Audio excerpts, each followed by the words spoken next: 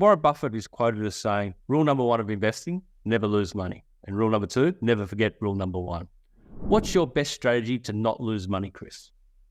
Okay, so 4 thoughts here is buy blue chip. And so it's not going to double overnight, but it's not going to half overnight. So it's the slow and steady wins the race philosophy. It's like buying your clothes from Myers or DJs. Yeah. You buy a pair of jeans, you know it's going to last. Whereas if you go to the $2 shop or the markets, it might last 5 minutes, it might last a year. I'd rather pay good money for good quality and it lasts. The next thing is to have a 10 to 40 year time frame. So don't go in there thinking I've got to make money in the next few years. The more greed you have, the more you're going to buy off the plan or a regional area or the latest hotspot or the latest government grant. And generally those things, they're incentivizing you to go there because they can't sell it or rent it to normal people. So normally there's a big negative with that. Third thing is have the cash buffer, which we were just talking about. And then the biggest tip I've ever had, and this is from one of the biggest spruikers in Australia that the ACCC caught and fought for ages, but I still got my best tip from him. Always get independent valuation. Okay. Because sure, when you go and buy a property, the bank will do a valuation, but it will be a 2-page one with maybe 3 comparables and it's maybe cost them $200.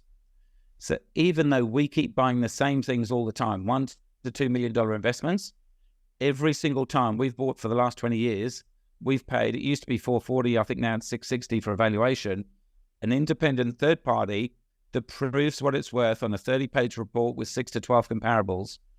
Because I remember when I did this course 20 years ago, and they were trying to sell commercial strata units down in Melbourne for cash flow. Like commercial property, it was only a couple of $100,000. I said, it's a couple of $100,000, why worry? And this guy, he wouldn't go too far wrong. Again, I paid I think $550 for a valuation, and they said that all that due diligence you've been given, it's all a whole bunch of rubbish. It looks impressive, but it's all out of date. It's a whole bunch of rubbish. There's so much of an oversupply. It's overpriced. Walk away. And so I walked away, and I've saved a fortune from doing those kind of things. So whether you're investing for 50 grand, 500, a million, 10 million, 100 million, get an independent valuation. It's a no-brainer. It's a tiny little cost to double check you're doing the right thing. I think that's probably the best answer I've had for that one, for number 10. Thank you. That's why Chris Gray's on the program. I agree with you. Independent valuation. People spend, $2 million on a property, but not spend $600 before you buy it, before it get an independent val. It must be hard though now. What about with when property prices are like, you've quoted $2 million and it ends up going 20% extra at an auction or private sale. How does that work in terms of getting an independent val? So even if you go and buy 5 of them, say we go and get a valuation. So we'll get a valuation on a property and it's say $950 to $1 million.